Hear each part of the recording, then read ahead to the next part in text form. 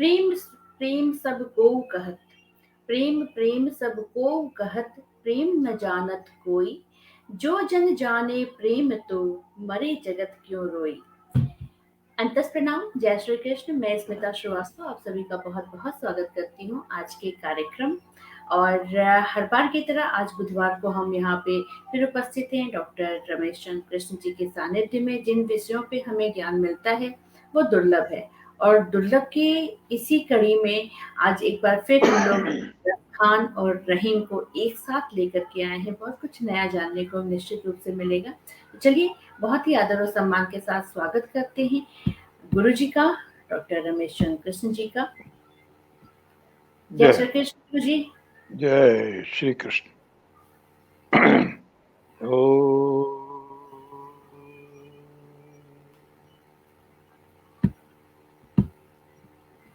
वसुदेवं देवं कंसचाणूरमर्दनं देवकी परमा कृष्णं जगद्गुरुं कृष्णं वन्दे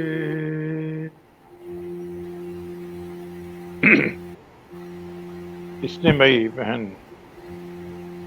स्मिता जी, मंच से जुड़े हुए धर्म और श्रद्धा से समन्वित मेरे महानुभाव, माताओं, बहनों, प्यारे बच्चों, जैसे अभी हमने पिछली कड़ियों में चर्चा की, भगवान श्री कृष्ण के भक्तों की मीरा हैं, आंडाल हैं, दक्षिण भारत की आदि आदि भारतवर्ष के इस इतिहास में 1,97,29,49,125 वर्ष ये सृष्टि की आयु हो रही है। पूरे विश्व में बड़े बड़े महान व्यक्ति पैदा हुए हैं, लेकिन बड़ा आश्चर्य है, आकर्षण, पराक्रम, सौंदर्य की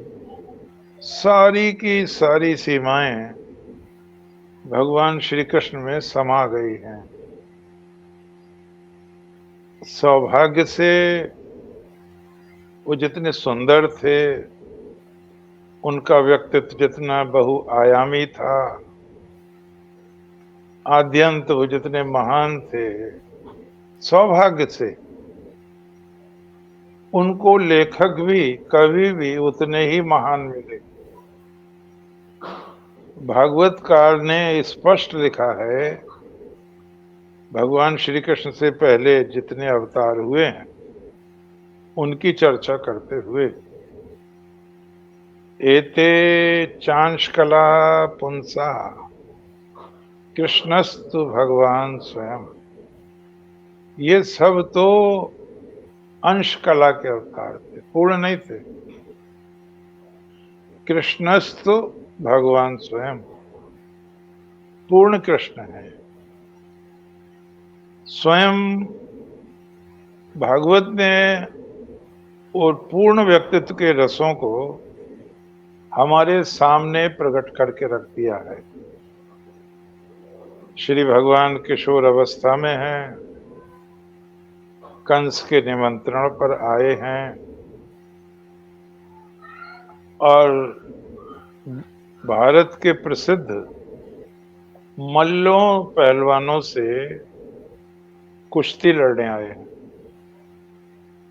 परीक्षा देने आए हैं, तेज की, बल की, ब्रह्मचर्य की, साधना की, कैसे वीर्यवान है, कैसे पराक्रमी है, ब्रज की भूमि में कैसे सर्वांगीण विकास किया है, उसकी सब की झलक दी है भागवतकार ने। वो कहते हैं मल्ला नाम शनि नृणाम नरवरहा स्त्रीणाम स्मरो मूर्तिमान गोपानाम सजनो असताम सिद्धभुजाम शास्ता स्वपित्रो शशु मृत्युर्भोजपतेर विराट विदुषाम तत्वं परम योगिनाम विष्णाम परदेवतेति रंगम गतः साग्रजः। श्री भगवान ने अग्रज बलराम जी के साथ रंगभूमि में जब पदार्पण किया तो भगवान के विग्रह में सारे के सारे रसों का प्राकटीकरण दिखा दिया है। ग्रंथकार ने कमाल कमाल ही किया है। लगता है वो हमारे सामने आ गए हैं। वहां लिखा भी है कि इतना आकर्षण, इतना सम्मोहन हो गया था सभा में कि लोग उसको पी रहे थे, नेत्रों से पी रहे थे, निहार रहे थे, जन्म जन्म की प्यास बुझ रही थी। आगे चल के भगवान की और बड़ी कृपा हुई कि महाकवि सूरदास जी जैसे महान कवि भगवान की सेवा में आए, कलम ही तोड़ दी है।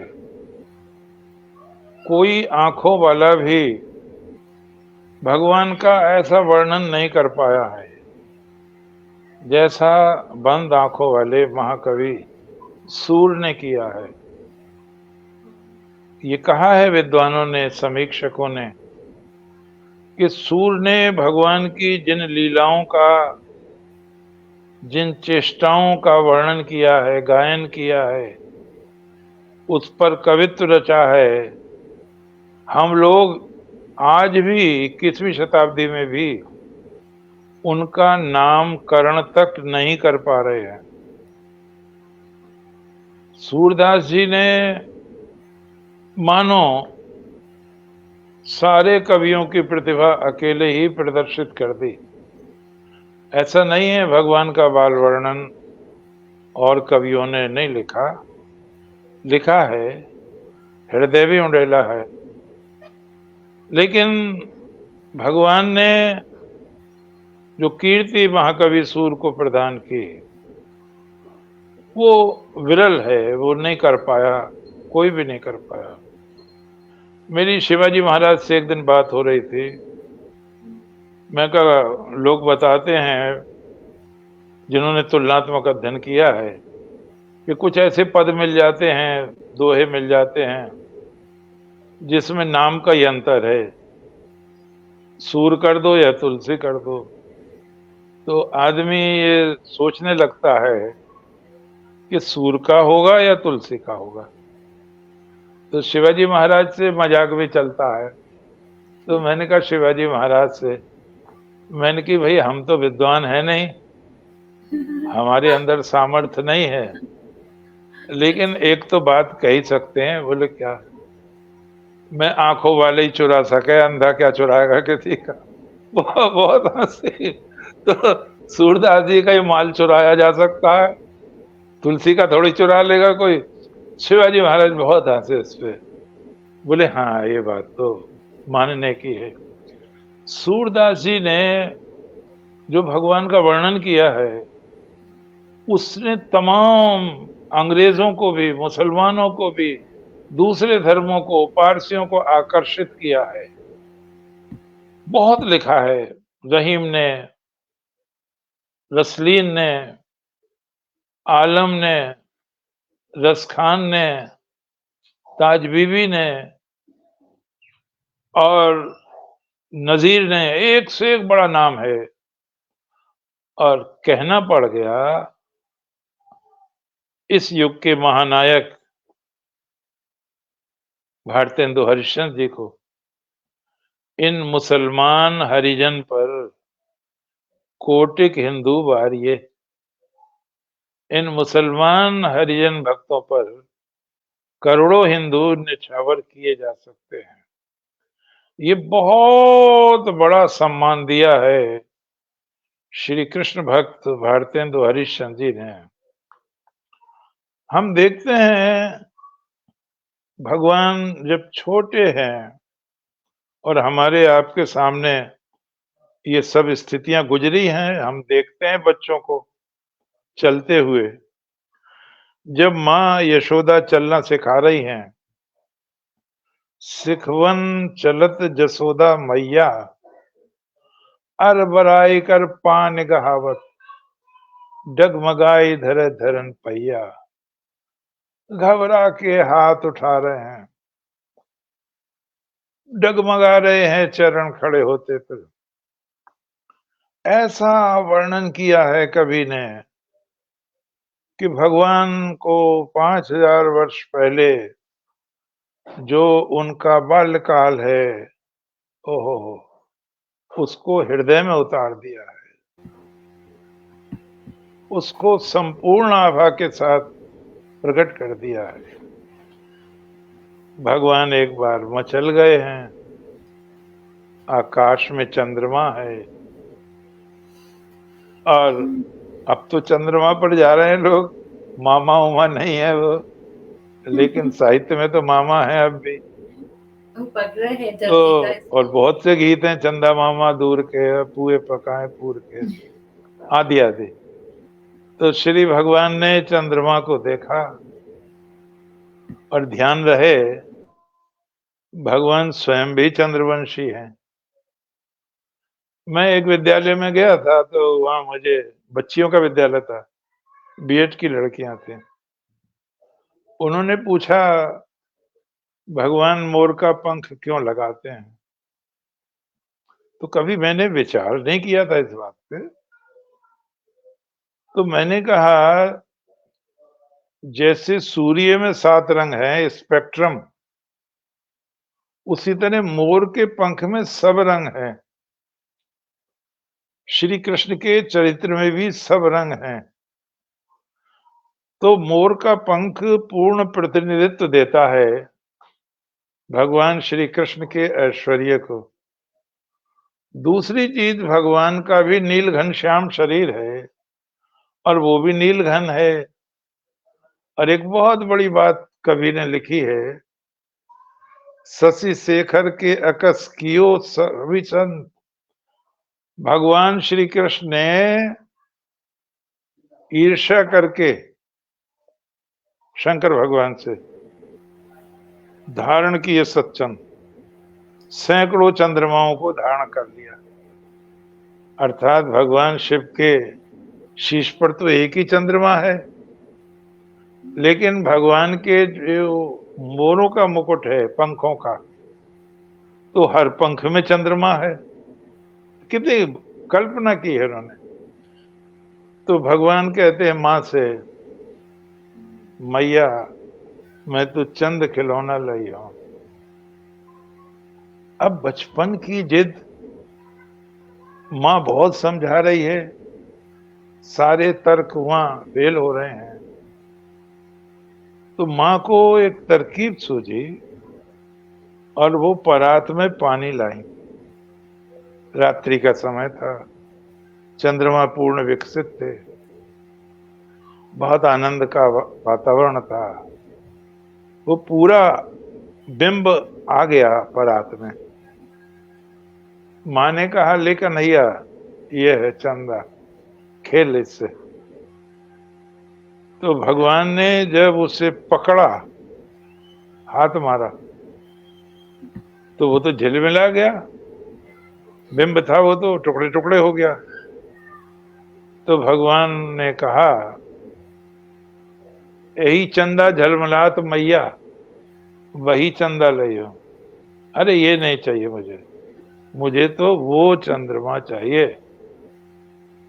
अब मां फिर तो सूर्य का मनोविज्ञान देखें, मां का मनोविज्ञान देखें, प्रेम देखें, श्रद्धा देखें, और जिन रंगों से सजाया है इस चित्र को, वो निष्ठा देखें। तो मां ने कहा, कन्हैया, अब कन्हैया को लगा माँ कोई बहुत अच्छी बात बताने वाली है।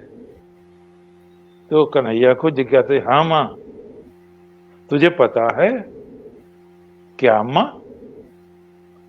और एक बड़ी सुंदर राजकुमारी है,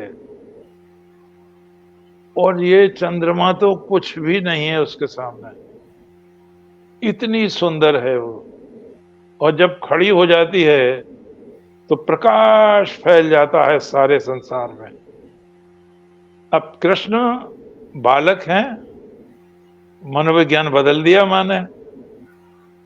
सूरदास जी ने कमाल किया है। तेरी सौ मैया, अब ही ब्यावन चाहिए, चलो अम्मा उसे लड़की को ब्याह के लाएं, मेरी दुल्हन बनाओ। और सूरदास जी कहते हैं, सूरदास प्रभु हुए मंगल गीत कहियो। भैया माँ बेटे मुझे भी ले चलियो, मैं बधाई गीत गाता रहूंगा।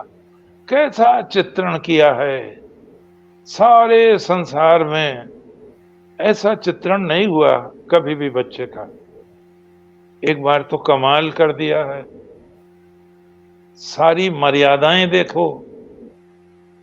माँ, यशोदा का, हाँ बेटे तू माँ नहीं है क्या मेरी? अब कोई माँ से ये कहे तू मेरी माँ नहीं है तो उसे कितना आघात पहुंचेगा। तो माँ ने कहा, कौन धूर्त कहता है मैं तेरी माँ हूं? तो उन्होंने कहा, बलदाऊ भैया कह रहे हैं तू मेरी माँ नहीं है। गोरे नंद जसोदा गोरी, तुम कत श्याम शरीर, चुटकी दे दे हंसे ग्वाल सब। सारे चुटकी बजाकर हंसते हैं कि मोल लिया है, मोल लिया है, मोल। माँ ने एक नूतन अध्याय लिखा। जननी तो देवकी है और पालनकर्त्री यशोदा है। जो हजारों लाइनों में कवि कविता में वर्णन नहीं कर सकता, सूरदास जी महाराज ने एक पंक्ति में, और मां यशोदा ने एक शब्द में पूरा अध्याय का अध्याय लिख दिया। कमाल किया है, आश्चर्यचकित हैं लोग। और क्या कहती हैं, मोई गोधन की सौ, मैं माता तू पूत। ये 9 लाख जो गौए हैं बेटे, मैं इनकी सौगंध खाती हूं, मैं ही तेरी मां हूं, तू ही मेरा पूत है। जब हम इनको पढ़ते हैं हमें लगता है भगवान तो महान है, लेकिन वो कवि कितने महान हैं जिन्होंने हजारों आंखों से भगवान को देखा। एक दिन विचित्र बात हुई, भगवान ने बेईमानी कर ली और बेईमानी से हरा दिया मनसुखा को। अब वो ग्वाल बाल भी नाराज हो गए, बहिष्कार कर दिया, खेल बंद हो गया। तो अब भगवान ने देखा या तो ज्यादा नाराज हो गए, अब इनकी खुशामद भी करो। ये बाल मनोविज्ञान क्या है। तो कहते हैं ग्वाल बाल उनसे, उन्होंने कहा, खेलत में को करत गोसैया, जात पात हमसे बड़े नाही, नाही बसत तुम्हारी छैया। खेल खेल में क्यों धौंस दिखा रहे हो तुम? जिस जाति के तुम हो उसी जाति के हम हैं। जात पात हमसे बड़ा नहीं, नाही बसत तुम्हारी छैया। हम कोई तुम्हारी छांव में रहते हैं? हम कोई तुम्हारी जमीन जोतते हैं? हम क्या तुम्हारे एहसान के तले दबे हुए हैं? और भगवान ने कहा, यार बात ज्यादा बिगड़ गई। तो सूरदास जी कहते हैं, सूरदास प्रभु दांव दियो कर नंद दुहैया। नंद जी की दुहाई देके भाई मुझसे गलती हो गई और दांव दे दिया। तो सूरदास जी ने जैसा बचपन लिखा है वैसा ही उनका श्रृंगार पक्ष लिखा है, कमाल किया है। वैसा ही वियोग श्रृंगार लिखा है। और महान समालोचक रामचंद्र शुक्ल जी ने जो तुलसीदास के अलावा किसी की प्रशंसा करना नहीं चाहते, उनको लिखना पड़ा सूरदास इस क्षेत्र में सम्राट हैं। सम्राट का किसी के लिए कुछ नहीं छोड़ा। सूरदास इस क्षेत्र में सम्राट हैं। श्रृंगार रस का कोना कोना झांक आए हैं वो। माँ बेटे का प्रसंग होता है तो सूरदास के शब्दों में माँ का हृदय लिपटा चला आता है। संसार में कोई ऐसा वर्णन नहीं कर सका जैसा महाकवि ने किया। अब ये श्रृंखला आगे बढ़ती है। मैं राधा कृष्ण भक्त कोश देख रहा था तो मुझे बड़ा आश्चर्य हुआ जब सम्राट अकबर प्रभावित हुए भगवान कृष्ण के चरित्र से, महाभारत से, तो उन्होंने आदेश दिया इसका अनुवाद कराया जाए। उसमें बहुत पंडित लगे, 2 साल का समय लगा, 12 लाख रुपया लगा, और ये बताया गया है उसकी एक प्रति आज भी जयपुर के राजघराने में सुरक्षित है। हमारे यहाँ रामपुर पास में ही है रजा लाइब्रेरी। रजा लाइब्रेरी में हिरन की खाल पे अली की लिखी हुई कुरान है। देखने आते हैं दुनिया से लोग। सोने के अक्षरों में लिखी हुई कुरान शरीफ है। अमर हो जाती हैं ये सब चीजें अमर हो जाती हैं। तो जब इतिहास आगे बढ़ा, उस महाभारत का नाम रमजनामा है। फिर अकबर ने वाल्मीकि रामायण का अनुवाद कराया, कहीं कहीं आता है अथर्ववेद का अनुवाद भी कराया, और ये भागवत का जब फारसी अनुवाद इन्होंने रसखान ने पढ़ा, तब ये कृष्ण की ओर पूर्ण रूप से आकर्षित हुए। फारसी अनुवाद पढ़ा इन्होंने भागवत का। हमारे यहाँ एक बड़ी समस्या रही है कि महापुरुषों का जीवन वृत्त नहीं लिखा गया। हम लोग अंधेरे में टटोलते हैं, कौन कब पैदा हुआ, कब मरा, क्या करा। इतने निष्प्रह थे हमारे यहाँ लोग, उन्होंने अपना नाम ही नहीं चाहा। अब लोग नकल कर करके पीएचडी ले रहे हैं और अपना नाम कर रहे हैं। एक हमारे यहाँ है मुरादाबाद में, नाम ना लें उसका, महापुरुष है वो, तो उसे 51,000 रुपए का पुरस्कार मिला। अगले साल पता चला 1 लाख का मिल गया, उसके अगले साल पता चला 1.5 लाख का मिल गया, फिर पता चला 2 लाख का भी मिल गया। अभी फिर आया जने किसी संस्था ने, तो मैंने कहा हमने इतने ग्रंथ लिखे हैं, राष्ट्रपति को भेजा है, प्रधानमंत्री को भेजा है, मुख्यमंत्री को भेजा है, अगर वो देखते तो शायद कुछ ध्यान करते। ये कहता महापुरुष है तो घर बैठे इनाम पे इनाम, इनाम पे इनाम मिले जा रहे हैं। तो मुझे थोड़ा सा झुंझलाहट आई। मैंने कहा यार एक काम करो तुम, क्या मैं उसे भारत रत्न दिलवा दो, बात खत्म। हमें भी जलन ना होगी कि उसे हर साल मिल रहा है, हमें तो 2 पैसे नहीं मिल रहे, उसे हर साल मिल रहा है, तो उसे तुम यार भारत रत्न दिलवा दो, फिर छोटे इनाम की उससे जरूरत भी नहीं रहेगी। तो हमारे जो महाकवि हैं अपने विषय में कुछ नहीं लिख कर गए, तो रसखान के विषय में भी प्रामाणिक जानकारी नहीं मिलती। इतना बताते हैं वो पठान थे, सैयद वंश के थे, और मुगलों से पहले पठानों की हुकूमत थी, शेरशाह वगैरह ये पठान थे। उसके बाद पठानों का अस्तित्व क्षीण हो गया, तो उन्होंने प्रेम वाटिका में कुछ संकेत दिया है कि मैं भी नवाबी खानदान का व्यक्ति रहा हूं। लेकिन जब भगवान कृष्ण की ओर आकृष्ट हुए तो सब छोड़ दिया। रमन रेती में आज भी उनकी समाधि बनी हुई है। घंटों घंटों बैठते हैं वह लोग, घंटों घंटों। उनके सवैये गाते हैं। एक हमारे रिश्तेदार हैं, मैंने उनसे कहा, बोले हाँ फूफा जी, मुझे फूफा कहता है वो, बोले फूफा जी मैं गया तो रस खान की समाधि पे घंटों बैठा रहा मैं, और बड़ी शांति मिली वहां। और वहां लोग मैंने देखा सवैये गा रहे हैं रस खान के।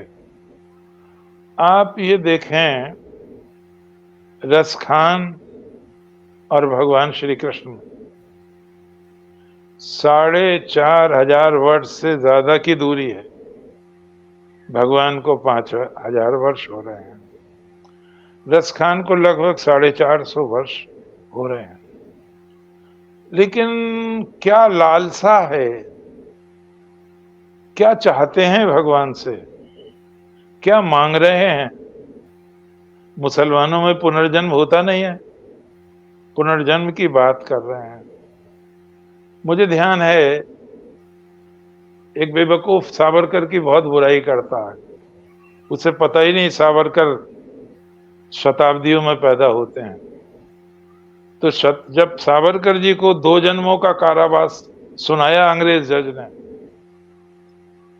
तो बड़ा गर्व हुआ उनको, और वो वकील और जज आश्चर्यचकित रह गए, क्योंकि वो स्वयं बैरिस्टर हैं सावरकर जी। आप तो बड़े प्रसन्न हो गए। अरे बोले हिंदू धर्म जीत गया, मैं इसलिए प्रसन्न हुआ। बोले क्या? बोले तुमने भी तो पुनर्जन्म मान लिया जब 2 जन्मों का कारावास दिया है। तो उनके मुंह पे ताला पड़ गया। 2 जन्मों का कारावास जब ही तो होगा जब एक जन्म बीत के दूसरा जन्म शुरू होगा। तो रस खान क्या कह रहे हैं? उन लोगों के मुंह पे ताला डाल रहे हैं जो पुनर्जन्म में विश्वास नहीं रखते।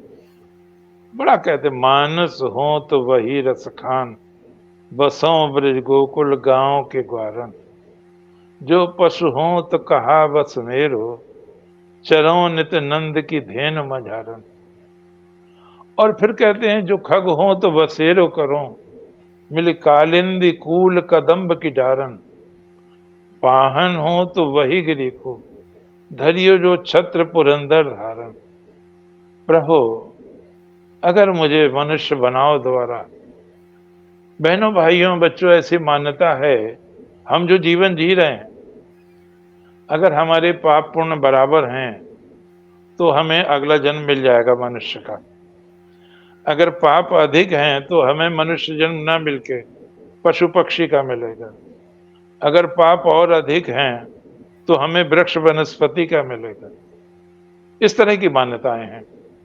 तो वो कहते हैं, हे प्रभु, यदि आपकी तुला पर मेरे पुण्य इतने हो जाएं कि आप मुझे स्वीकृत कर दें अगले जन्म के लिए, तो इतनी कृपा करना, मेरी ये प्रार्थना है। मानुष हो तो वही रस खान, बसों ब्रज गोकुल गांव के ग्वारन। मुझे ब्रज में ही पैदा करना, गोकुल के ग्वालों में ही पैदा करना, चरों नित नंद की धेन मजरन। अगर आप मुझे पशु बना दें, गाय बना दें, तो गाय भी मुझे नंद जी की बनाना, जो मुझे भगवान चराएं अपने हाथ से। उन गौओं को जिन्हें भगवान ने चराया, चरों नित नंद की धेन मजारन। आहा, जो खग हो तो बसेरा करूं, पक्षी बना दें। अगर खे माने आकाश, गए माने गमन, आकाश में उड़ने वाले को पक्षी कहेंगे। अगर आप मुझे प्रभु पक्षी बनाएं तो मैं कदम्ब की डाल पर यमुना के किनारे बसेरा करूं। मैं जब संभल में था, मेरे पिताजी जब, तो वहां कदम्ब का वृक्ष था और उस पे फूल की जगह गोल गोल गोल गोल बहुत कांटे से होते हैं, बड़े मुलायम से। तो लोग कहते थे ये कदम्ब है, तो बड़ा अच्छा लगता था, बड़ी सुगंध भी आती थी इसमें। तो प्रभु मुझे कदम्ब की डालों पर बसेरा करने का अवसर देना। और हे प्रभु, अगर आप मुझे पत्थर ही बना दें मुझे ऐतराज नहीं है प्रभु, आप जो भी देंगे मुझे स्वीकार है, लेकिन विनती इतनी है, आप मुझे पत्थर बनाएं तो वो भी गोवर्धन का बनाना, जिसे आपने कनिष्ठ उंगली पर उठाया था। आजकल पढ़ लिया होगा स्मिता जी ने, मुरादाबाद में वो आए हुए हैं धीरेन्द्र शास्त्री यहाँ, हाँ और एक बहुत जी बहुत बड़ा एक बहुत बड़ी खुशखबरी मिली अभी मुरादाबाद को,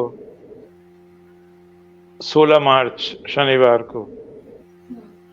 यहाँ बहुत दिन से राजकीय विश्वविद्यालय की मांग थी, वो स्वीकृत हो गई। और जब सुझाव आए, किसी ने किसी नाम, कोई किसी नाम, कोई किसी नाम, तो आपको ये जानकर बड़ा आश्चर्य होगा कि जो जिनके नाम पर विश्वविद्यालय का नाम घोषित हुआ है, विष्णुई परंपरा उनको भगवान कृष्ण का ही अवतार मानती है, जम्भेश्वर महाराज। उनको जम्भेश्वर जी कहती है। मैंने पूरा अध्याय लिखा, 51 पेज का है विरल विभूतियों में, और उन्होंने स्वयं कहा है, कन्नड़ जोगी बालजती, मैं ही कन्हैया था, मैं ही बालजती था, सोलम सैद गोपी भोलम भालम, मैंने ही 16,000 गोपियों में रास रचाया था। तो उनके भक्त, विष्णुई भक्त, उनको भगवान श्री कृष्ण का अवतार मानते हैं। 120 शब्द कहेंगे, पद हैं वो, 120 पद हैं, उनका गायन किया जाता है। उसमें जितनी चर्चा भगवान कृष्ण की है, इतनी और की चर्चा नहीं है। कृष्ण ऋतविन कांचे करवे रइयो न रहसी पानी, कृष्ण भगवान की कृपा हो जाए तो असंभव भी संभव हो सकता है। भगवान कृष्ण के विषय में वो कहते हैं, गीता नाद कविता नाउ रंग फटा रस तारू, मानवो गीता को साधारण कविता समझने की भूल मत करना, ये नाद है, ब्रह्म का नाद है, शाश्वत है, अजर है, अमर है। और रंग फटा रस तारू, ये वो फिटकरी है जो गंदले पानी को शुद्ध कर देती है, मानव के गंदले अंतःकरण को पवित्र कर देती है। जो कृष्ण की शरण में नहीं आया, जिसने कृष्ण का स्मरण नहीं किया, हिंदू होकर जिसने यज्ञ नहीं किया, समझना उसने घर आई हुई कपिला गाय को भगा दिया। इस अवसर पर यह भी जानना है, जम्भेश्वर जी, भगवान कृष्ण ने 11 वर्ष गोचारण किया, गुरु नानक जी ने 16 वर्ष गोचारण किया, और गुरु जम्भेश्वर जी महाराज ने 27 वर्ष तक गोचारण किया, और गौ वध के विरुद्ध कानून बनाने के लिए उन्होंने भारत भर में भ्रमण किया। स्कंदर चेतायो मान्यो सील हकीकत जाग्यो, उस समय दिल्ली की गद्दी पर सिकंदर लोधी था। गुरुवाणी में है, मैं उससे मिला, मैंने उससे कहा, गाय माता है, गाय निर्दोष है, तुम गलत करते हो, इस पर प्रतिबंध लगाओ। मान्यो सील हकीकत जाग्यो, उसने मेरी बात मानी और हक की रोजी धायो। इसी तरह अजमेर के सूबेदार से मिले वो, मल्लू खां से। इसी तरह कर्नाटक के सूबेदार से मिले, शेख सद्दो से। उन्होंने वहां पर धार्मिक समन्वय, हिंदू मुसलमानों में धार्मिक समन्वय किया, गोवध के प्रति आस्था जगाई, बहुत बड़ा उन्होंने कार्य किया। तो मैंने लिखा उसमें, अभी आया वहां से, लोग सम्मान करते हैं जैसे स्मिता जी सम्मान करती हैं, और भी करते हैं, मैं ये नहीं कह रहा। तो वहां से खबर आई एक, बोले यादव जी एक काम कर दो, अब मुझे रिटायरमेंट हुए भी 24वां साल चल रहा है, आपको ये जानकर हंसी होगी, जब मैं वहां था तो कोई आता था तो अभिनंदन मुझे लिखना पड़ता था, कोई जाता था तो विदाई पत्र मुझे लिखना पड़ता था, और कोई संसार से ही जाता था तो शोक पत्र भी मुझे लिखना पड़ता था। तो मैं उसका एक तरह से स्पेशलिस्ट मान लिया गया। तो वहां मीटिंग हुई विष्णुइयों की कि ये तो हमारे लिए बड़े आह्लादकारी बात है कि गुरु जी के नाम पर विश्वविद्यालय हो गया, हिसार में पहले से है।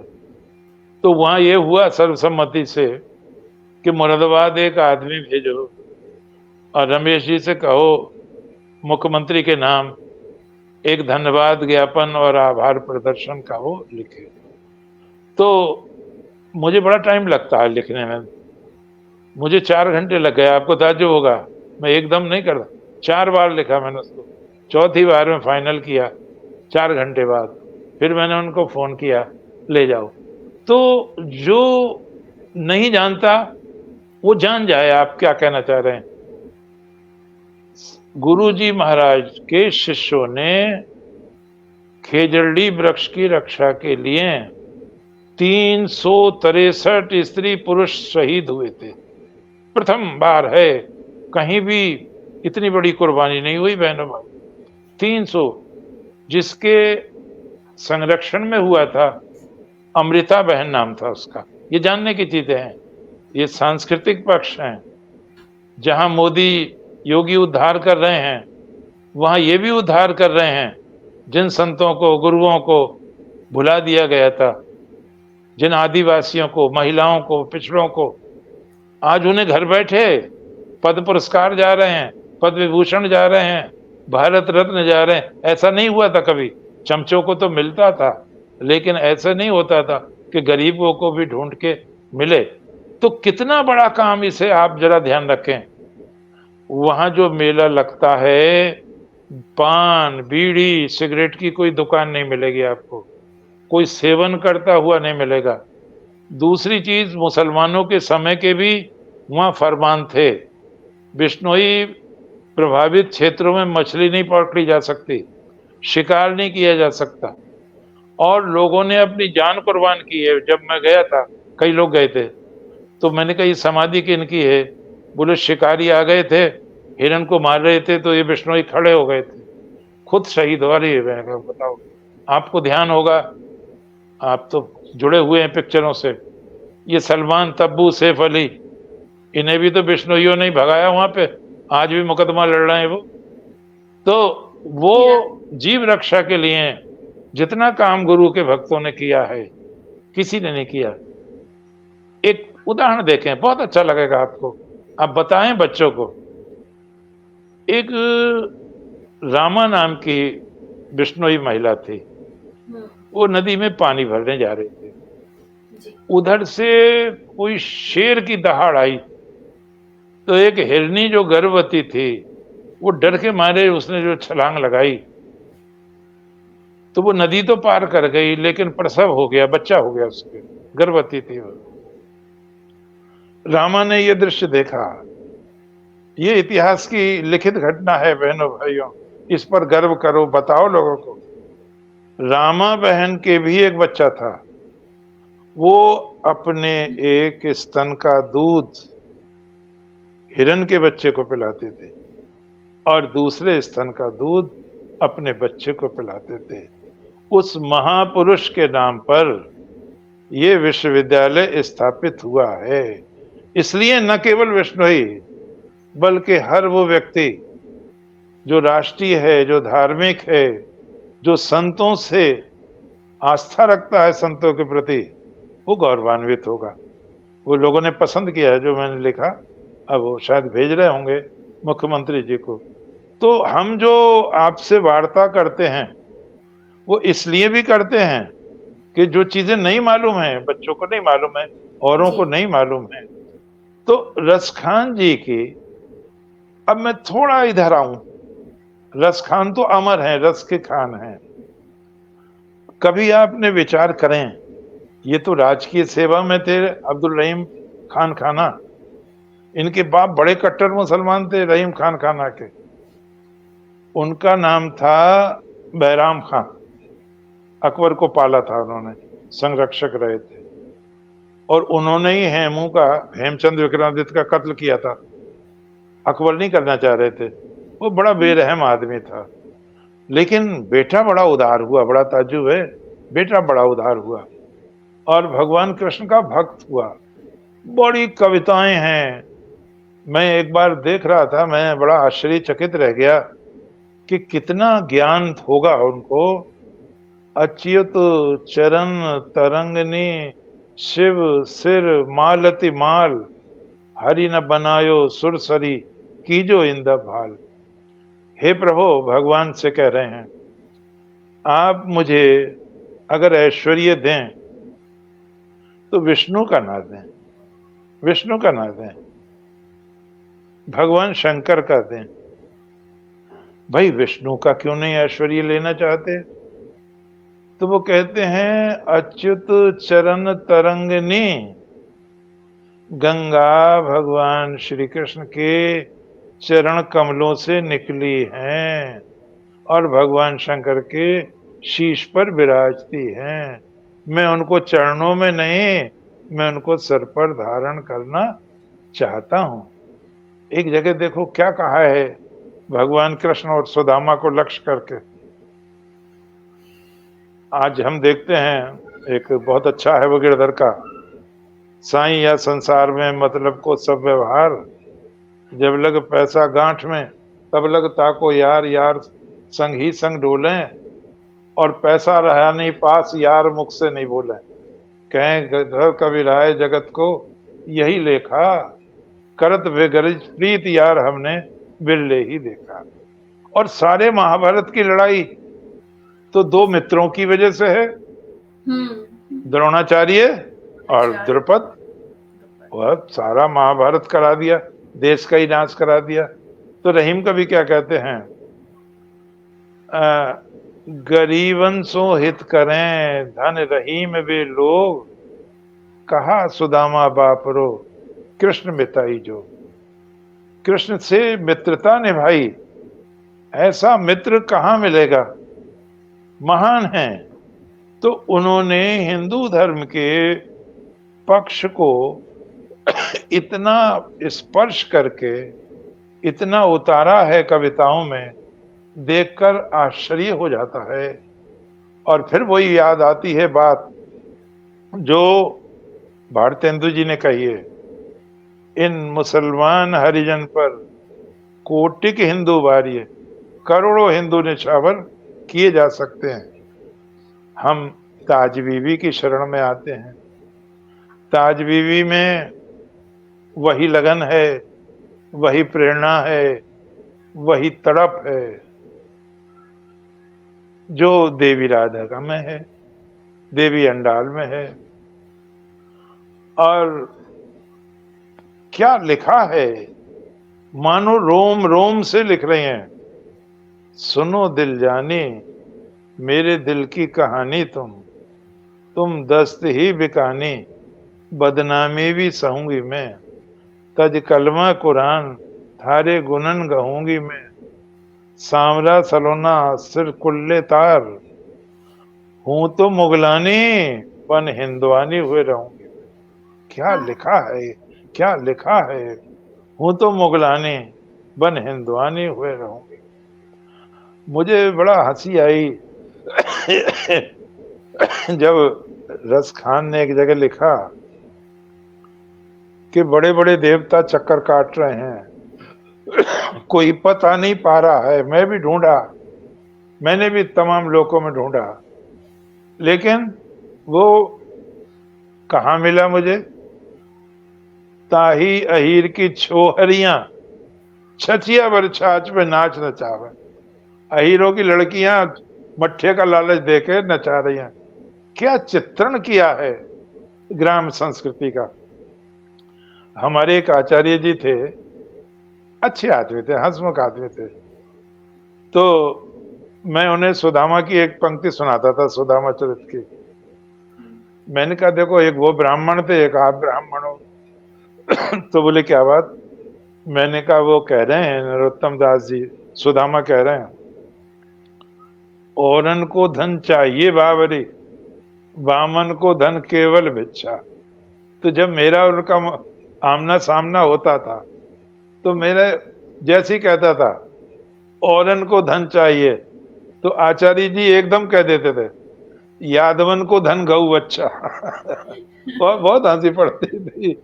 वो ये मुझे ये नहीं कहने देते थे, भिक्षा का शब्द नहीं लाने देना चाहते थे। बहुत बड़ी बात है।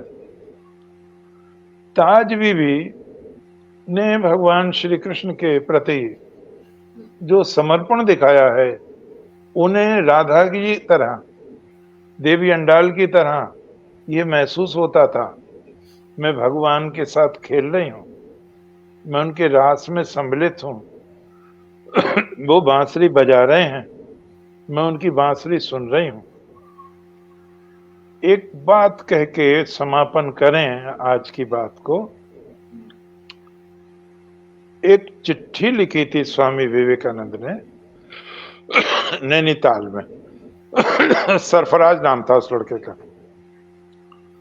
बोले भारत का कल्याण तो इसमें है इस्लाम का शरीर और वेदांत का मस्तिष्क मिल जाए, संगठन मुसलमान का और आध्यात्मिक उन्नति। बहुत बड़ी बात कही स्वामी जी ने। दुर्भाग्य से, हमारे दुर्भाग्य से कुछ ऐसे लोग पैदा हो गए जिन्होंने समरसता आने नहीं दी। अकबर ने बहुत प्रयत्न किया, लेकिन उसके बाद खतरनाक आदमी पैदा हो गया, मंदिर तोड़ता गया, पूजा स्थल तोड़ता गया। उससे पहले भी इस तरह की बदतमीजी करते रहे। लेकिन आपने एक कहानी अगर पढ़ी हो, पुराने लोग हैं आप में से कई, वो हैं मुंशी इंशाउल्लाह खान। मैं पहले उसकी बड़ी इज्जत करता था। हाँ दे दो। मैं उसकी पहले बड़ी इज्जत करता था। उसकी कहानी एक मशहूर है, रानी केतकी की कहानी। जब मैं संस्कृति के 4 अध्याय पढ़ रहा था तो अंबिका प्रसाद वाजपेयी जी की एक किताब है, वो मुझे मिली नहीं, पता लगा मैंने, हिंदी पर फारसी का प्रभाव। तो वो आदमी ये कहता है कि हिंदुओं ने खाना और पहनना मुसलमानों से सीखा, इनकी किसी बात का कोई कौल फेल विश्वास नहीं है। अरे मैंने, ये तो बड़ा दुष्ट आदमी था भाई। दूसरी बात, एक शायर हुआ है सौदा, उसने कहा जो हो कशिशे शाये खुरासान सौदा, तो सजदा ना करूं हिंद की नापाक जमीन पर। नापाक कह रहा, हम आपको ऊपर ले चल रहे हैं। ये लोग भूल गए, एहसान भूल गए। मोहम्मद साहब कहते थे हिंद की ओर से मुझे दिव्य सुगंध आती रहती है, जहां हजरत आदम के कदम सबसे पहले उतरे। वो आदर कर रहे हैं उसका। जो अरब में बहुत खूबसूरत लड़कियां होती थी उनको हिंद की उपाधि दी जाती थी। जो बहुत सुंदर तलवार होती थी उनको हिंद की उपाधि दी जाती थी। हमारे यहीं से गणित गया है, अंक गणित गया है, हिंदसा गया है। आज भी अरब में हिंदसा ही कहते हैं अंक को, हिंद से आई हुई विद्या। हमारे यहाँ से चौपड़ गया है, शतरंज का आविष्कार गया है, ताश का आविष्कार गया है, ये सब की कहानियां गई हैं, अरेबियन नाइट्स गई है, रूप नाक कानों को स्वरूप बनाने की कला गई है, नाटक की कला गई है, संगीत गया है। और जब खलीफा मर रहा था हारून रशीद, हाथ खड़े कर दिए थे लोगों ने। तो भारत से वल्लभ नाम के वैद्य बुलाए गए थे, उन्होंने इसको जीवन दान दिया था। एक बार खलीफा का भाई मर रहा था, उसको भी लाइलाज घोषित कर दिया था। तब एक और वैद्य यहां से बुलाए गए, उन्होंने उसको स्वास्थ्य लाभ कराया। तो अरब के गणित पर, दशमलव पर, ज्योतिष पर, सारे चीजों, कथा पर, सारे पर भारत का प्रभाव है। अरब का रोम रोम भारतीय संस्कृति का ऋणी है। एक मोहम्मद साहब से 500 वर्ष पहले कवि हुए हैं, जरहम बिन ताई नाम है उनका। उनका एक थैला मिला है, उस यरूशलेम में थैला मिला है, थैले में पत्र मिले हैं। उन पत्रों में एक पत्र मिला है और उसको जरहम बिन ताई कवि ने लिखा था, और वो श्री कृष्ण और गीता की प्रशंसा में लिख रहा है। मोहम्मद से 500 वर्ष पहले की घटना है। और परित्राणाय साधुनाम विनाशाय च दुष्कृताम, इसको संदर्भित करके लिख रहा है। जब आप बिरला मंदिर में जाएंगे तो यज्ञ वाटिका में मोहम्मद साहब के चाचा की लिखी कविता पढ़िए, उमर बिन हशराम, महादेव की प्रशंसा में। उससे दाएं तरफ को मोहम्मद साहब से 2400 वर्ष पहले कवि हुए हैं तुरफा। उन्होंने चारों वेदों पर कविता आज भी खुद हुई है। पहले उसका अरबीकरण है, फिर हिंदीकरण है, संभवतः अंग्रेजी में भी है। बिरला जी ने मकतबे सुल्तानिया से मंगवाकर उसका अनुवाद कराया था। बराबर में ओम की व्याख्या लिखी हुई है। बराबर में कृष्णपाल ने सोना बनाया था, वो दिया हुआ है। तो अरब की संस्कृति हो, इंग्लैंड की संस्कृति हो, अमेरिका की संस्कृति हो, कैम्ब्रिज, ऑक्सफोर्ड, कोई विश्वविद्यालय नहीं था। सारे विश्वविद्यालय अरब के और विदेश के, तक्षशिला, नालंदा, विक्रमशिला पर बने हैं। इसीलिए आज बहुत सौभाग्य की बात है। पहले आता था हम ताजमहल दिखाते, अब नहीं दिखाते। अब हम उसे मुर्दों का वो नहीं दिखाते। क्या दिखाते हैं अब हम उसे गीता भेंट करते हैं, हम उसे चरखा भेंट करते हैं, भगवान कृष्ण की मूर्ति भेंट करते हैं। और हम उसको, जब प्रदर्शन होता है सारे विश्व का, कोणार्क का मंदिर दिखाते हैं, नालंदा विश्वविद्यालय दिखाते हैं। G20 इन्हीं शब्दों के साथ वो संस्कृति जो सबसे सुंदर है, सबसे वरिष्ठ है, वो महाप्राण भगवान कृष्ण जो जगत गुरु हैं, जो प्रणम्य हैं, और हम उस दिन की तीव्र प्रतीक्षा में हैं जब रामलला मंदिर के समान यहाँ भी पुनः रचना होगी। भगवान कृष्ण का धाम फिर एक बार अंतर्राष्ट्रीय ख्याति प्राप्त करेगा। सचमुच वो दिन ऐसा ही होगा कि समस्त विश्व के मानचित्र पर हमारा भारत, हमारी संस्कृति शीर्षस्थ स्थान पर होगी। बहुत बहुत धन्यवाद, बहुत बहुत आभार। जय श्री कृष्ण, जय। बहुत बहुत धन्यवाद और जय श्री कृष्ण सभी दर्शकों को भी। और हमारे साथ यहाँ पे देवेंद्र सिंह जी हैं, वो भी कहते हैं उत्तम, और चेतन संजीव जी हमसे जुड़े हुए हैं, चित्रकार हैं, और जितने अच्छे वो चित्रकार हैं उतना ही सुरीला उनका गायन भी है। बहुत हर तरह से अगर कोई कला में हो ना, तो भगवान जब किसी को देते तो अपने आप में पूरी तरह से वो पैकेज है, कला के जीते जागते स्वरूप है। वो हमसे यहाँ पे जुड़े रहे, कहते हैं कि भारतीय संस्कृति को बड़े ही पारदर्शी ढंग से रखना यादव सर को आता है, सर को सैल्यूट और जबरदस्त, ऐसा वो कह रहे हैं। तो सभी को पुनः बहुत बहुत धन्यवाद करती हूँ, और निश्चित रूप से आगे आने वाले समय में कुछ और भी कार्यक्रम हम लोग यहाँ पे जोड़ने वाले हैं। आप लोग हमसे जुड़े रहिए, और अगर किसी विषय पे आपको खास जानकारी चाहिए तो आप हमसे बताइए, हम कोशिश करेंगे कि वहाँ आप तक वहाँ उसको पहुँचाया जाए। तो बस हमसे जुड़े रहिए, सब लोग अपना ध्यान रखिए, हम फिर मिलते हैं। नमस्कार, जय हिंद, जय भारत, जय श्री कृष्ण, जय जय हो।